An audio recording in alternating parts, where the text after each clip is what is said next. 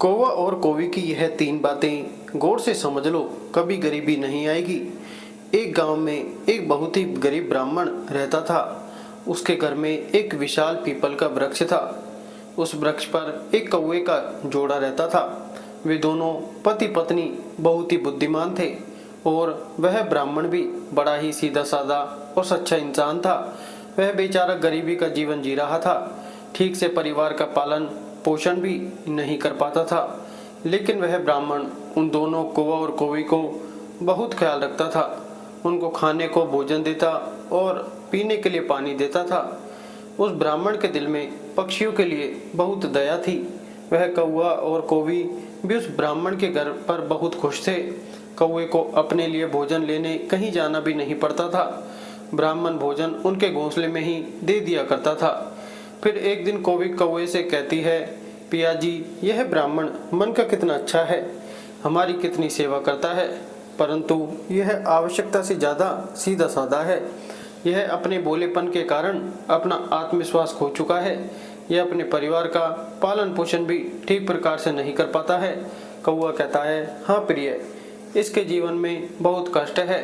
तब कौवी कहती है, पिया जी, संसार में यह 6 कष्ट बड़े ही दुखदायी होते हैं। पहला दुख है पत्नी का वियोग, दूसरा दुख है अपने द्वारा किया गया अपमान, तीसरा दुख है बचे हुए कर्ज को न चुका पाना, चौथा दुख है दुष्ट राजा की सेवा करना, पांचवा दुख है दुष्ट पुरुषों की संगत करना और छठा दुख है गरीबी में जीवन यापन करना। इन दुखों के कारण मनुष्य का शरीर बिना अग्नि के ही जलता रहता है।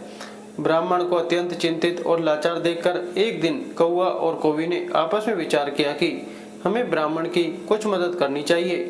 बेचारा ब्राह्मण हमारे लिए इतना करता है, सारे पक्षियों की इतनी सेवा करता है, इसके बदले में हमें इसके लिए कोई काम धंधे का इंतजाम करना चाहिए ताकि इसका और इसके परिवार का जीवन सुख से व्यतीत हो सके। रात भर सोचने के बाद अगले दिन कौवा और कौवी ब्राह्मण से कहते हैं, हे ब्राह्मण देवता, आप राजा के पास चले जाओ और राजा से कहना कि वह अपने यहाँ तुम्हें काम पर रख ले और जिस समस्या को कोई नहीं सुलझा पाएगा उस समस्या को तुम सुलझा दोगे और वेतन के रूप में राजा से रोज 100 स्वर्ण मुद्राएं मांग लेना। ब्राह्मण कहने लगा, हे पक्षियों, इतनी मुझ में काबिलियत कहाँ है जो मैं राजा की समस्या का समाधान कर पाऊँ। खैर, तुम दोनों मुझे कहते हो तो मैं चला जाता हूँ। कौवा और कौवी के कहने से वह गरीब ब्राह्मण राजा के दरबार में पहुँच गया और जैसा जैसा दोनों पक्षियों ने उसे समझाया, ब्राह्मण ने राजा से वैसा ही कह दिया और हर रोज वेतन के रूप में 100 स्वर्ण मुद्राएं भी मांग ली। राजा कहने लगा, ब्राह्मण, जानते हो 100 स्वर्ण मुद्राएं हमारे यहाँ मंत्री को भी नहीं मिलती हैं और तुम हमसे 100 स्वर्ण मुद्राएं पाना चाहते हो। ब्राह्मण ने सिर झुकाकर उत्तर दिया, हाँ महाराज, 100 स्वर्ण मुद्राओं से कम नहीं लूंगा। उधर मंत्री ने ब्राह्मण को देखा कि सांवला है, शरीर बहुत, उसका रंग सांवला है, कमजोर है, मैले कुचीले फटे पुराने वस्त्र हैं, सिर पर फटी हुई पगड़ी बंधी हुई है। उसका चेहरा बता रहा है कि वह ब्राह्मण बहुत ही गरीब है। फिर भी मंत्री को न जाने क्या सूझी, उसने राजा से कहा, महाराज, इसे आप 100 स्वर्ण मुद्राएं वेतन में रख लीजिए। यह ब्राह्मण गरीब तो है, पर जब 100 स्वर्ण मुद्राओं से कम में नहीं मान रहा है तो जरूर इसमें कोई ना कोई काबिलियत जरूर होगी। राजा बोला, मंत्री जी, यदि मैं इसे 100 स्वर्ण मुद्राओं में रोज पर रख लूंगा तो क्या दूसरों के साथ अन्याय नहीं होगा? हमारे पुराने दरबारी इतने रुपए नहीं पाते हैं। मंत्री ने फिर कहा, महाराज, ब्राह्मण यदि 100 स्वर्ण मुद्राएं पाने की जिद कर रहा है तो जरूर कोई ना कोई विशेष बात इसमें होगी। इसके चेहरे को देखकर किसी निष्कर्ष पर मत पहुंचिए। मंत्री के बार बार आग्रह करने पर राजा ने ब्राह्मण को अपने यहाँ रख लिया। फिर शाम को राजा ने उस ब्राह्मण को 100 स्वर्ण मुद्राएं दे दी। 100 स्वर्ण मुद्राएं लेकर वह ब्राह्मण अपने घर आया और वह मुद्राएं उसने अपनी पत्नी के हाथ में थमा दी। उसकी पत्नी ने आज पहली बार इतना धन देखा था। उसकी आंखें फटी की फटी रह गईं और कहने लगी, आप इतनी स्वर्ण मुद्राएं कहाँ से लाए हो? ब्राह्मण ने कहा, देखो, डरने की कोई आवश्यकता नहीं है, यह मुद्राएं कहीं से चुरा कर नहीं लाया हूँ। मैं इन दोनों कौवा और कौवी के कहने से आज राजा के दरबार में गया था और राजा से 100 स्वर्ण मुद्राएं वेतन रोज पाने वाला काम मांग लिया। फिर मंत्री की सिफारिश पर राजा ने मुझे रख लिया, लेकिन मैं यह सोचकर हैरान हूँ कि राजा ने रख तो लिया, परंतु कभी कोई ऐसा काम आ गया तो मैं उसे हल कैसे करूँगा। तभी कौवे ने हंसते हुए कहा, ब्राह्मण देवता घबराइए मत, देने वाला तो ईश्वर है। जब वह देता है तो छप्पर फाड़ कर देता है, जब उसने दिया है तो समाधान भी वही बताएगा। आज ब्राह्मण को उन दोनों कौवा और कौवी के फैसले पर बहुत खुशी हो रही थी। अब तो हर रोज ब्राह्मण को राजा के दरबार से 100 स्वर्ण मुद्राएं मिलने लगी। ब्राह्मण वह मुद्राएं लाकर अपनी पत्नी को दे दिया करता। ब्राह्मण की पत्नी ने पहले तो उन मुद्राओं से अपनी रोजमर्रा की जरूरतों को पूरा किया और बचे हुए पैसों को ब्राह्मण और ब्राह्मणी ने कौवा और कौवी को दे दिया। कहा कि इन मुद्राओं पर तुम्हारा भी अधिकार है। फिर उन स्वर्ण मुद्राओं को कौवा और कौवी परोपकार के कार्यों में लगाने लगे। वह उन मुद्राओं से गरीबों को खाना खिलाने लगे, जंगल में रहने वाले पशुओं के लिए पानी की व्यवस्था करते और धीरे धीरे उन दोनों पति पत्नी ने ब्राह्मण की सहायता से एक पाठशाला खुलवा दी, ताकि गरीब लोगों के बच्चे जो पैसे की कमी के कारण पढ़ नहीं पाते वह भी पढ़ सकें। अक्सर बहुत से गरीब बच्चों का भविष्य भी गरीबी के कारण सिमट कर रह जाता है। उनके अंदर की उठने वाली योग्यता को धन्य होने के कारण पंख नहीं मिल पाते हैं, इसलिए योग्य होने पर भी वे लोग बस लाचार और बेबस बनकर रह जाते हैं। कौवा और कौवी ने उन रुपयों से नगर के हर एक भूखे और बेबस की सहायता की। उधर राजमहल में ब्राह्मण को देखकर दूसरे दरबारी उससे जलने लगे। वे हमेशा सोचते रहते कि मंत्री की मूर्खता के कारण यह ब्राह्मण रोज 100 स्वर्ण मुद्राएं ले जाता है और राजा साहब ने अभी तक इससे कोई 100 स्वर्ण मुद्राओं वाला काम भी नहीं लिया। फिर एक दिन ऐसा हुआ कि उस ब्राह्मण की परीक्षा का समय भी आ गया। राजा के दरबार में एक दूसरे देश के राजा का दूत आया और उसने कहा, महाराज, यदि आप हमारे 2 प्रश्नों का सही सही उत्तर देंगे तो हमारे महाराज आपको हमारा आधा राज्य दे देंगे, नहीं तो आपको अपना आधा राज्य देना पड़ेगा। और यदि आपने उनके इस प्रस्ताव को ठुकराया तो वह आप पर आक्रमण कर देंगे। उस दूत की बात सुनकर राजा बड़ी चिंता में पड़ गया कि अगर दूसरे राजा की बात नहीं मानी तो व्यर्थ में ही रक्तपात होगा। फिर यह सोचकर राजा ने दूत से कहा कि तुम अपने राजा के दोनों प्रश्न हमें बताओ। इतना कहते ही दूत ने एक पालकी मंगवाई। उस पालकी में 3 मूर्तियां रखी हुई थी। वह तीनों मूर्तियां संगमरमर के पत्थर से बनी हुई थी। तीनों मूर्तियां देखने में बिल्कुल ही एक जैसी लगती थी। दूत ने कहा, महाराज, हमारे महाराज का पहला प्रश्न है कि इन तीनों मूर्तियों में श्रेष्ठ मूर्ति कौन सी है। यह सुनकर राजा और समस्त दरबारी सोच में पड़ गए कि मूर्तियां तो दिखने में एक जैसी ही है, फिर इनमें श्रेष्ठ सिद्ध कैसे हो सकेगी।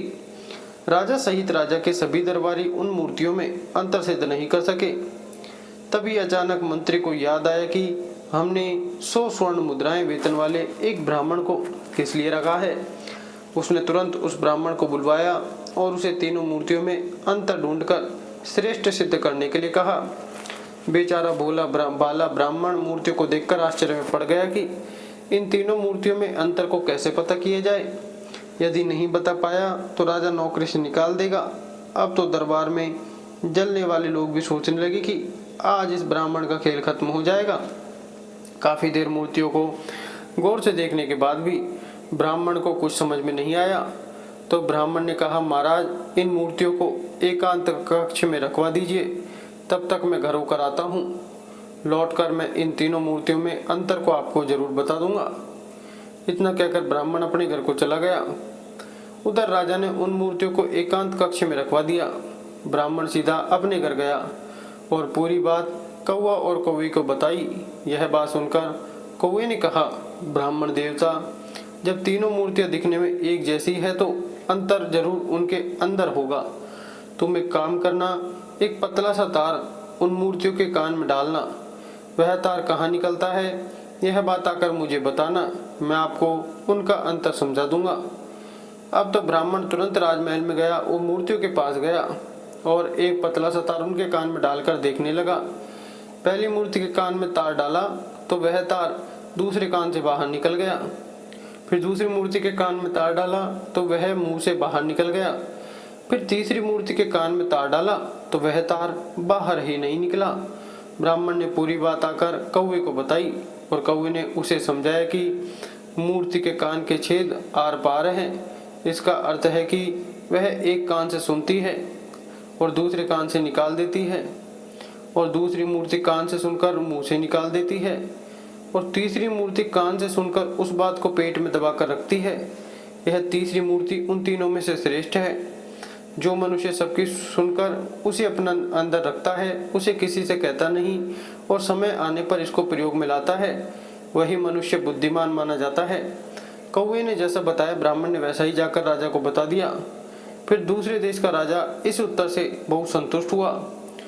ब्राह्मण के जवाब से सभी दरबारी भी बहुत प्रसन्न हुए और ब्राह्मण की जय जयकार करने लगे। तभी उस दूत ने दूसरा प्रश्न रखा कि ऐसा व्यक्ति कौन है जो एक तो मृत से जीवित रहता है और दूसरा जीवित रहने से जीवित रहता है। ब्राह्मण प्रश्न सुनकर फिर भागकर कौवा और कौवी के पास गया। इस बार कौवी ने बताया कि हे ब्राह्मण देवता, इसका उत्तर प्रक तो आप हैं और एक वैद्य हैं। जब व्यक्ति मर जाता है तो मरने वाले के अंतिम संस्कार से लेकर श्राद्ध कर्म तक के कार्य करके पंडित ही दक्षिणा लेकर अपनी आजीविका चलाता है, और वैद्य मृत्यु की ओर जाने वाले बीमार लोगों को भी जीवित रखता है और अपना पेट भरता है। ब्राह्मण ने यही उत्तर जाकर राजा के सामने रख दिया। पूरे दरबार में ब्राह्मण की जय जयकार होने लगी। फिर शर्त के अनुसार राजा को आधा राज्य मिल गया। पूरे नगर में ब्राह्मण की इज्जत बढ़ गई। फिर एक दिन राजा ने सोचा कि ब्राह्मण प्रश्न सुनकर अपने घर क्यों जाता था, जरूर कुछ तो कारण था। राजा के पूछने पर ब्राह्मण ने बताया कि उसके घर के बाहर एक पीपल का पेड़ है। उस पेड़ पर एक कौवा और कौवी का जोड़ा रहता है। वे दोनों पति पत्नी बहुत बुद्धिमान हैं। उनके कहने पर ही मैं आपके यहाँ नौकरी कर रहा हूँ और उन दोनों ने ही इन प्रश्नों के उत्तर मुझे बताए हैं। यह सुनकर राजा भी बड़ा खुश हुआ। राजा ने दोनों पति पत्नी को अपने महल में बुलवाया और उनसे पूछा, हे पक्षियों, तुमने यह ज्ञान कहाँ से प्राप्त किया है? तब दोनों पक्षियों ने मुस्कुराकर जवाब दिया, महाराज, हमने यह ज्ञान इसी ब्राह्मण से पाया है जिनके घर में हम रहते हैं। यह ब्राह्मण बहुत ही विद्वान है।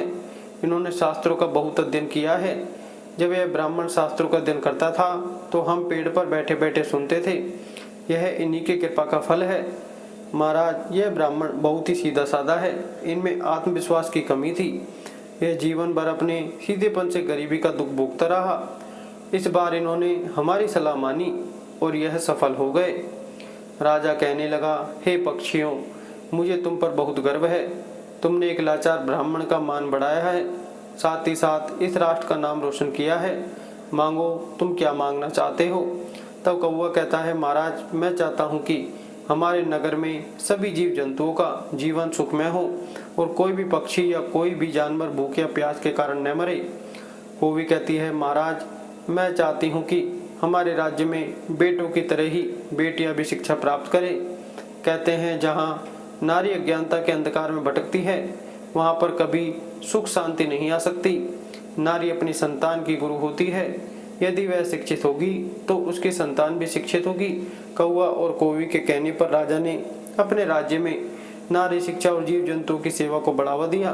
कहते हैं, जिस तरह सुंदर से सुंदर फूल भी बिना सुगंध के व्यर्थ है, उसी प्रकार मनुष्य चाहे कितना ही रूपवान हो, यौवन से भरपूर हो, बलवान हो, बड़े कुल में पैदा हुआ हो, स्त्री हो या पुरुष हो, विद्या के बिना दूसरे के प्रति, जीव जंतु के प्रति दया के बिना सब व्यर्थ है। उसकी कोई शोभा नहीं होती है। वीडियो अगर पसंद आया हो तो वीडियो को लाइक और हमारे चैनल को सब्सक्राइब करें। धन्यवाद।